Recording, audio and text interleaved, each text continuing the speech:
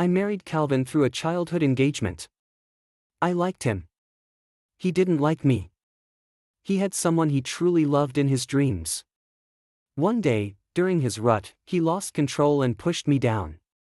I got pregnant. The doctor told me my body wasn't suitable for an abortion. As time went on, I developed feelings for the baby growing inside me. I was afraid he'd notice, so I ran away with the baby. Later, he found me. Staring at my swollen belly, his eyes full of fury, he growled. "Only 3 months apart and you're already carrying someone else's child?" 1. I couldn't bring myself to look at him. I was trembling all over. Instinctively, I held my stomach, shielding it protectively. Calvin furrowed his brows, his voice turning even colder. "This baby can't stay. I may not like you, but I won't let you make a fool out of me."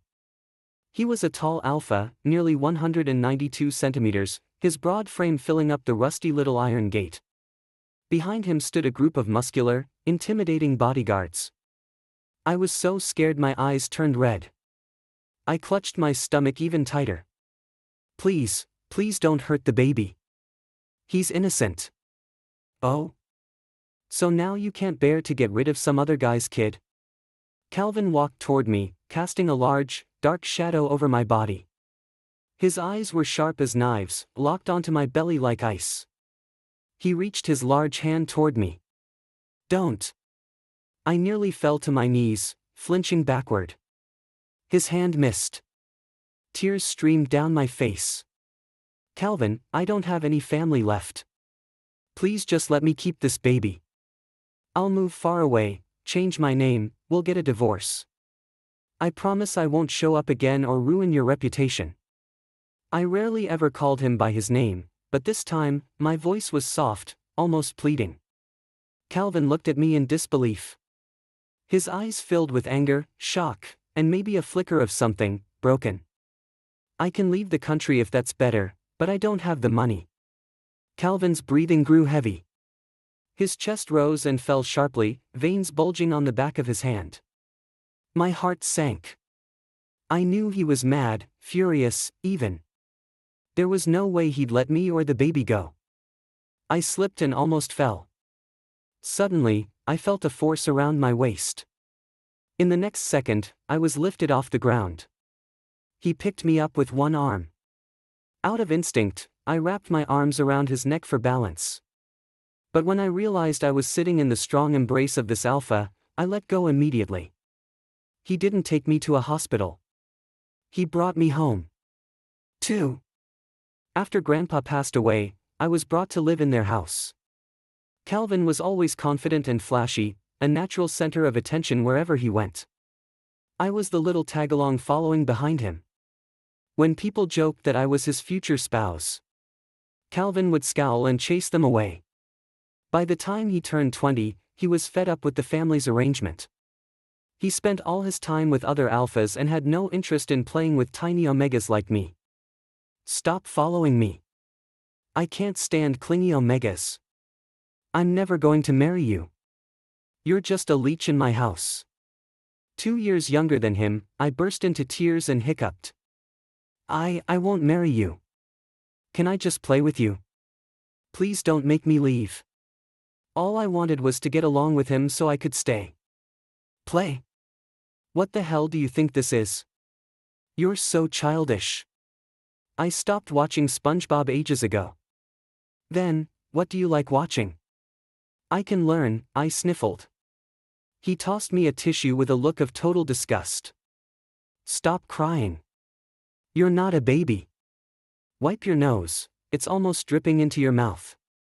I wiped up obediently. Only then did Calvin let me sit beside him while he played video games. I watched him in awe. Even though I didn't understand the game, I thought he looked amazing. "Wow, you're so cool. You beat them again." Calvin gave a smug snort. "TCH, this is nothing." Sometimes when he got annoyed with me watching, he'd toss the controller at me, swearing. I hadn't planned to play, but I said I wanted to learn, so I had to try seriously. "Here, hit it like this." Ack, you're hopeless. All the points I worked so hard for, gone in a second thanks to you. See, can I buy another sapphire gear? I asked quietly. Sure, go ahead. You only ever buy useless stuff. Looks nice, doesn't help. Even though he wasn't close to me, he never let others bully me. I guess, that was a kind of protection too. Deep down, I felt secretly happy. Maybe I was a little special to him. But then one day, I overheard a conversation between him and Brooks. Calvin, don't tell me you actually like Barrett now? Is that why you're protecting him? Calvin scoffed as he held a pool cue in his hand. Like him? Are you kidding me? He leaned forward and pushed gently, sending the white cue ball sliding straight into the red one with precision. I mean, even if it were a dog I raised, I'd still be the only one allowed to scold it. Let alone a person. 3. Brooks was Calvin's dream girl. Everyone at school believed the two of them were madly in love. But because of our childhood engagement, Calvin couldn't confess to her. He had a famous painting in his room, a birthday gift from Brooks. The gift I gave him? Calvin smashed it. It was handmade. Took me 3 days to finish. It wasn't worth much. Maybe that's why he looked down on it. I still remember the disgust on his face when he opened it. This ugly thing. You stayed up late with the lights on just to make this? It's hideous. Fine, I'll keep it, if I really have to. I didn't know how to play pool. Brooks did. I was from a bankrupt family, while Brooks matched him in status and background. I was an omega. Brooks was a beta. Calvin couldn't stand soft, delicate omegas. He and Brooks were the perfect match. Not long after, rumors spread through the school. Calvin hated me. I got the message and kept my distance. I shoved down all the feelings I shouldn't have. I threw myself into studying, determined to win a full-ride scholarship. I even picked up a part-time job. But as I started to rise again, the people who used to pick on me came crawling back. They blocked me on the way to work. Well, Barrett. What, you working part-time now like all those poor charity cases? What do you want? I clenched my fists, nerves tight. The leader looked me over, then squinted dangerously. Barrett, you're pretty decent looking. Lots of omegas in their first year already find alphas to get them through their heat cycles. He grinned, eyes gleaming. How about this? Stick with me, and I'll make sure no one messes with you. I was horrified, backing away in panic. I'll report you to the Omega Protection Association. Alpha pheromones were recorded in national DNA databases. He wouldn't dare mark me without consequences. But my refusal pissed him off. You don't know what's good for you. No cameras here, get him. They kicked me hard, over and over. Just when I was about to give up hope. 4. Get your damn hands off him. Who the hell do you think you are? A powerful, overwhelming S-class alpha pheromone crushed the air, making everyone's knees buckle. Calvin charged in, fists clenched, grabbed the leader by the collar, and landed a brutal punch. He didn't spare the others either. Meanwhile, I was curled on the ground, crying and moaning in pain. He made a call, told someone to teach those guys a lesson, and then carried me to his private car. That was the first time he ever held me. As soon as we got inside, I awkwardly wriggled out of his arms. The motion scraped against the wounds on my back, I hissed in pain. Calvin pressed his lips together, his jaw tense. What are you running for? If it weren't for Grandpa nagging me, do you think I'd bother carrying you? I know, I murmured. I'm sorry. Thanks. Just drop me off at Mingxi Milk Tea Shop. You're still thinking about milk tea in this state? Forget it. I'll order delivery. No. I work there. It's my part-time job. Calvin raised an eyebrow. You think I can't afford to support you? You need a side gig? I didn't say anything. Lips pressed tight. Of course he wasn't going to drop me off. The car was heading in the opposite direction. Then at least stop at the pharmacy ahead. I'll grab some medicine and clean up my wounds myself. I don't want Grandpa to find out. Well, aren't you considerate? No wonder Grandpa likes you so much, he said sarcastically. But he still bought a whole bag of medicine and a set of clean clothes. When he handed them to me, he looked annoyed. Seriously, you couldn't just say my name to protect yourself? Just say we send a driver for you every day. You couldn't think of that? Idiot. Calvin had always hated me, so I never dared bring up our connection. I froze for a second. He clicked his tongue. TCH, so dumb. Then he started unwrapping the medicine. Back in high school, Calvin got into fights all the time. He was a pro at first aid. He applied ointment to the cuts on my arm and face, then barked. Where else? My back. Turn around. I turned, hand hovering at my shirt hem, and hesitated. Maybe I should do it myself. You got eyes on your back now? 5.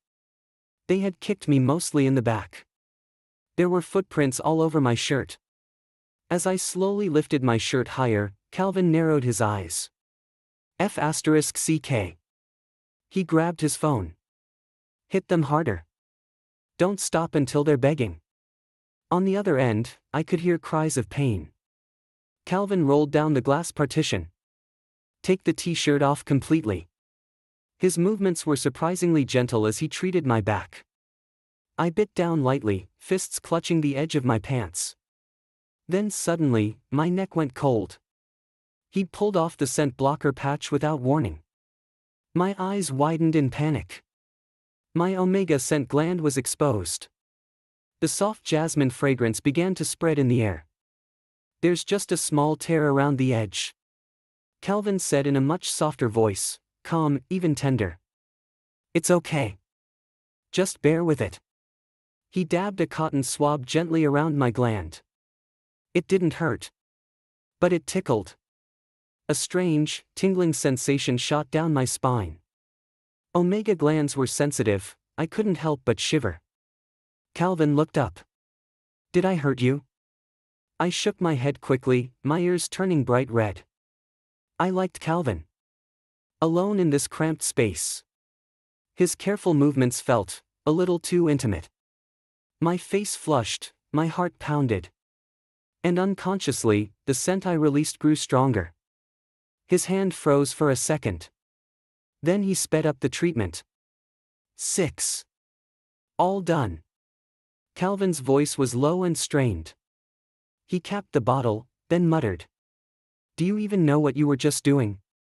What? As I pulled on my shirt and turned to him, I saw him covering his nose and cracking open the window.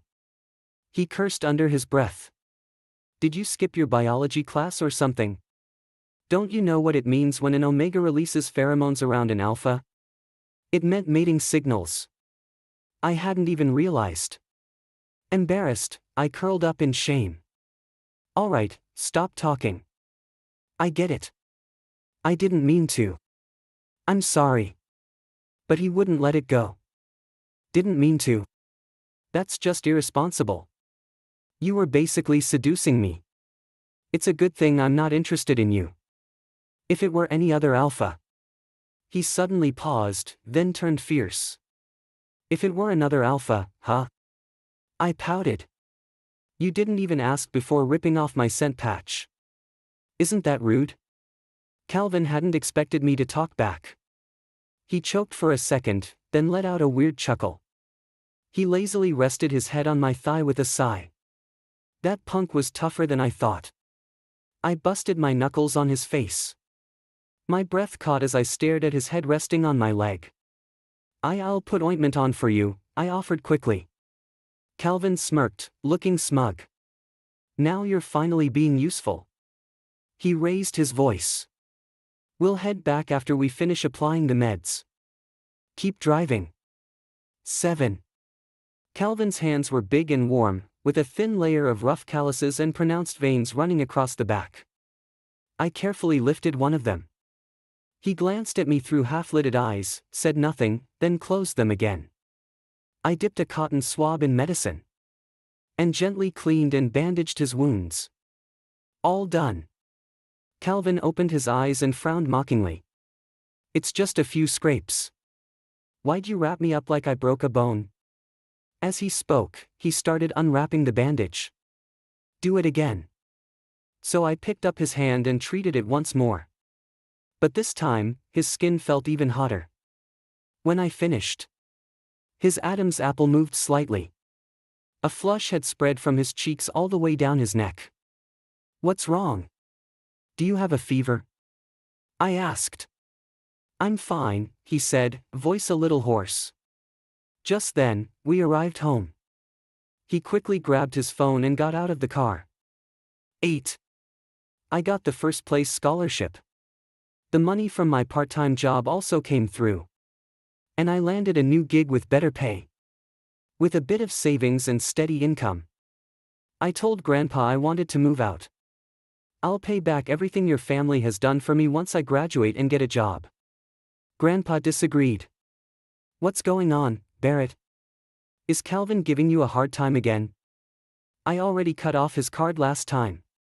You two are a rare 99% match. A perfect pair. It's not that. I just don't like Calvin. I hadn't even finished my sentence when Calvin suddenly walked in. He looked at me, chest rising and falling, and spoke lazily. Matches like this are hard to come by. In the end, we're getting married anyway, might as well be with you. Grandpa said sternly. Barrett, you have no idea how much we've spent on you. Even our chefs are hired at high rates. One dish from them costs more than your whole year of part-time work. Not to mention your grandfather's medical bills at the end, we paid those, too. 9. After we got married, I focused on school. Calvin joined the family company and got so busy that he was rarely home. Before, he still had time to mock me, call me dumb, pick fights, but after marriage, when he saw me, he barely said a word. Let alone touch me. There were times, though, when he'd put on an act in front of Grandpa, hug me, smile. Even if it was just for show, I secretly felt a bit happy. One time, he tossed me onto the sofa, raised an eyebrow, and said smugly, Don't even think about divorcing me, Barrett. Know your place. You've depended on my family for so long. There's no way you get to walk away. Only I can decide whether you stay or go. So, he was just upset that I dared bring up divorce. I understand, I said softly, head bowed. The smell of food drifted from the kitchen. Dinner was ready in less than 30 minutes. Calvin rolled up his sleeves and sat across from me. His gaze was sharp, his tone cold. Who's that man? 3 months with him and you already look like a ghost. I froze with my chopsticks midair. There is no other man. Calvin narrowed his eyes. After a moment, I decided to use the truth as leverage. The baby, it's yours. Calvin, once the baby's born, we'll be even. Please, just let me go, okay? He let out a sharp, mocking laugh. Barrett, don't insult my intelligence. You don't even have a temporary mark from me. Who would believe that kid's mine? My lips trembled. He didn't remember anything from my last heat. Even though the chances were 1 in 10,000. What baby? Are you two fighting again? Grandpa's voice suddenly cut in. Grandpa? Why are you here? When he saw my belly, he looked shocked. Barrett, you're pregnant? Then he turned to Calvin. What did you mean just now? For a moment, Calvin looked panicked. Then he furrowed his brows in frustration. The baby's mine. I was just talking nonsense during a fight. Grandpa lit up with joy. Finally. After 3 years, I'm getting a grandchild. Then he scolded Calvin. You're an alpha, can't you show some patience? You're about to be a father, check that attitude. With your match rate, this baby's bound to be an S-class alpha. Butler. Prepare a banquet, I want to announce it to everyone. 10. Hold on, Grandpa. Calvin looked at me and said. Let's wait until the baby's born. We don't even know if it's S-class yet.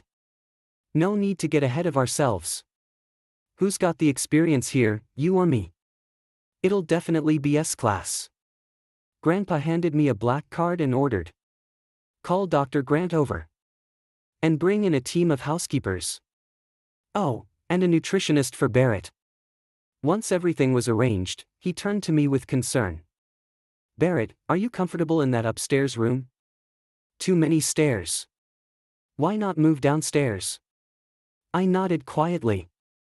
I'm fine with any room. After Grandpa left, Calvin's assistant handed him his phone and said Brooks had called. Calvin glanced at me, walked to the window, picked up the call, said a few things, and left. That evening, I saw Brooks post on her feed. She was at an art exhibit, with Calvin. The two of them stood side by side, under warm yellow lights. Faces calm and focused. The atmosphere, strangely intimate. One of our old classmates commented. Who says only alphas and omegas are meant to be? Betas may not have pheromones or match ratings. But real love is love. Brooks liked the comment. Then she sent me a message. Barrett, if Calvin and I had a match score, he and I would have been the true perfect pair in this city. I heard you're pregnant. Grandpa's throwing a party. But are you sure that kid's really Calvin's? Once the baby was born, a DNA test would reveal the truth. I gripped my phone and took a few steady breaths to stop myself from replying to her taunts. 11. The new housekeepers helped move my things downstairs. They didn't know Calvin and I weren't sharing a room. I lived in the room next door to his. Young madam, why isn't there any of your stuff in the master bedroom? Maybe this one's yours? She held up a crystal star lamp I had once made for Calvin. I stared in shock. Didn't he break that lamp? He said he threw it away. When did he glue it back together? It was crooked, a bit lopsided. Where did you find this? In young master's closet. That night, Calvin came home with a painting. I didn't know anything about art, couldn't appreciate it. In our 3 years of marriage, he always went to exhibits with Brooks the moment she asked. I walked away from the window and headed to shower. Calvin had the painting framed and hung it in the room. As I showered, I suddenly felt the urge to cry. I touched my slightly swollen belly. This unexplained sadness kept growing. Tears ran down my face as I quietly broke down. I didn't even hear Calvin knocking. He burst in, alarmed. What's wrong? He froze for a second, then quickly looked away. Thankfully the shower's steam was thick, so he couldn't see me crying. But I could smell his pheromones. A soft, comforting scent of worry. It calmed me, somehow. Then I remembered what Dr. Grant had said. Omegas are more emotionally sensitive during pregnancy. Mood swings, stronger attachment, increased reliance on alphas. They need alpha pheromones for emotional balance. The baby also needs pheromones from the father. Without them in the first few months, nutrient absorption might slow, affecting development. 12. I finished getting ready, stepping out in my bathrobe, hair still wet. I sneezed. Calvin carried over a hairdryer to dry my hair. Why did you take so long in the shower? I thought you passed out or something. The shower was too loud. I didn't hear you call me. What's up? Brooks heard I found you. Said he wants you to come to his birthday party the day after tomorrow. I don't want to go. Calvin, can you just stop seeing him too? I paused after saying it, I didn't even know why I said that. Calvin was stunned too. Why? I couldn't explain. I just don't want you to. Calvin turned off the dryer and looked at me sitting on the bed. You gotta give me a reason, though. Before, I used to feel unworthy and never dared ask why. Looking at the repaired crystal star lamp, I took a deep breath and asked, "Why do you always go with Brooks to his art exhibits?" Calvin's eyes shifted away, clearly avoiding the subject. I pouted. "If you don't want to answer, forget it." The room fell silent. "Why are you upset?" Calvin suddenly asked. "Am I upset?" I looked up, confused. With a high match rate, alphas can sense emotions acutely. Your pheromones are dripping with sadness. I feel like I'm drowning in tears, and you don't even realize it. How stupid can you be? He sighed, sounding resigned as he sat down. I never wanted to bring this up again. 13. Calvin's mom was a painter. She met his dad at an art gallery and they fell in love at first sight. But she was a low-level omega, and their match was only 68%. Grandpa didn't approve of their relationship. Calvin was only recognized after he was born S-class. One day, Calvin's parents died in a car accident. But Grandpa never accepted his mother. He forbade anyone from mentioning her or anything related. Calvin just wanted to buy back some of his mother's paintings that had been circulated. Brooks happened to have the connections. "Sorry for bringing up something painful," I said. "It's fine, it happened long ago." Saying it out loud doesn't hurt anymore. You just wanted to buy your mom's paintings. What else? Everyone says you two are perfect for each other, and he's your dream guy. Calvin laughed like it was a joke. He's been my childhood friend. Don't believe the rumors. Wait, why do you care so much? There was a flicker of hope in Calvin's eyes. I lowered mine. I'm just curious. Gossip is human nature. Knowing the truth made me feel calmer. So why are you sad? Why are you happy after finding out the truth? Calvin stared at me, definitely sensing my pheromone shift. I instinctively avoided his gaze. Dr. Grant said omegas get emotionally unstable during pregnancy. I'm normal. He also said you need alpha pheromones to calm you down. Calvin snorted, stood up. Barrett, have some shame. You want me to suit that wild kid of yours? I'm not his dad, why me? I only accepted you as my kid in front of Grandpa out of childhood friendship. Now you're asking for more? I'm about to lose it. Calvin was furious. It really sounded like I was unreasonable. I hesitated. Just a little pheromone release, please. Or leave your tie behind. His clothes definitely carried pheromones. Calvin hesitated, then I gently tugged his sleeve. Calvin. His mouth tightened. Irritated, he yanked off his tie, tossed it to me, and went upstairs. 14. 10 minutes later, I got a WeChat message from Brooks. Barrett, what did you do to stop Calvin from coming to my birthday party? He comes every year, why is he suddenly busy with work this time? No need to guess, you must have pushed him. I gripped the tie and suddenly felt confident. Proudly, I sent Brooks this message. Calvin is married. What right do you have to challenge me? Are you aware of the consequences? You secretly liked Calvin, didn't you? You don't dare admit it, because Calvin considers you a brother. No matter what, I'm his legal wife. Brooks gritted his teeth but had nothing to say. I exhaled and felt more relaxed. Clutching the tie, I slept soundly until morning. Grandpa's banquet to celebrate having a grandchild went ahead as planned. Almost everyone in the upper social circle came to congratulate us. Brooks showed up too. I sat on the sofa while he came over, holding a glass and sneered quietly. Barrett, your luck won't last long. I didn't understand what he meant and narrowed my eyes in confusion. After a while, a stranger burst into the banquet hall, shouting that he was the real father of the child. 15. This is Barrett's underwear from when we were together. It's covered in his pheromones. He held up a pair of shorts. I stared wide-eyed, it was indeed my missing shorts from months ago. The man kept yelling. If you don't believe me, have the doctors test it. And Barrett's glands have no mark from the young master at all. Barrett, you heartless villain. You used me to get rich, then tossed me aside and erased my mark. Do you think people are fools? My breath caught, and I clenched my fists. I glanced coldly at Brooks. This was his tactic. Clumsy. Malicious. The hall erupted in chaos and whispers. Grandpa, he's lying.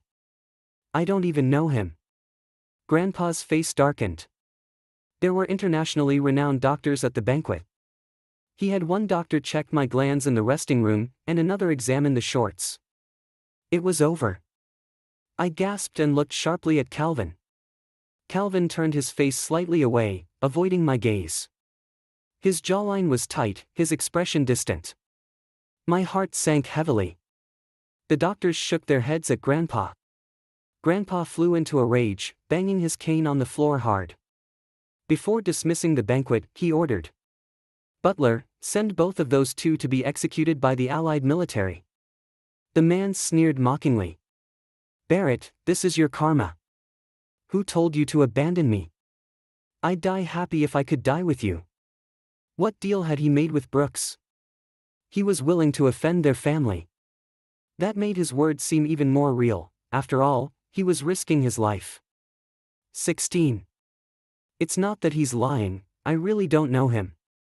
The child is Calvin's, conceived during his sensitive period. But no one believed me. I was forced to be taken to the Allied military authorities. Calvin. I shook my head desperately, tears welling in my eyes. Calvin remained silent. Just as I was about to be taken away, Calvin suddenly said, "Stop." He released a powerful suppressive pheromone. Cold and sharp, like a drawn blade, it pressed down with an unchallengeable force. Grandpa roared. "Calvin, are you out of your mind?" But the pressure in the hall only increased. The bodyguards holding me almost lost their footing, their grips loosening. I easily broke free from them. "Calvin." I ran over and buried my face in his chest, wrapping my arms tightly around his waist. "Calvin, the child is yours. Wait until he's born and tested, then you'll know. You have to believe me. I don't know why you don't remember anything about the sensitive period." I cried helplessly, looking up at him. He looked at me, a little confused, then gently hugged me. "Grandpa, keep Barrett here." A flicker of hatred flashed in Brooks's eyes. He knew Calvin would protect me.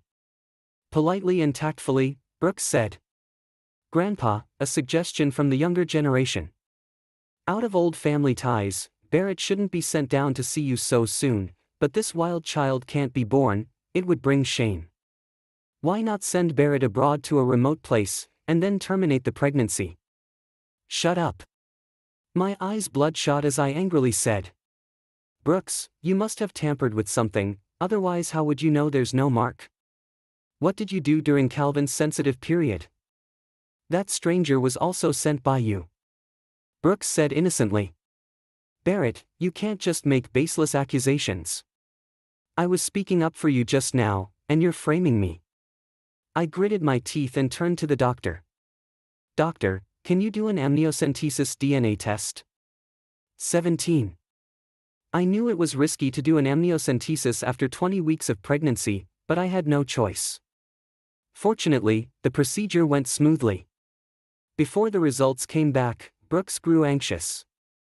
Calvin held me tightly, and even released pheromones to calm me down. "The parentage is confirmed." The doctor brought the report out to Grandpa. Grandpa was visibly moved, then handed the report to Calvin. "Child, it's my old man who wronged you. The land in the west suburb is yours. Tell me if you want anything else." I glanced at Brooks. Grandpa suddenly understood.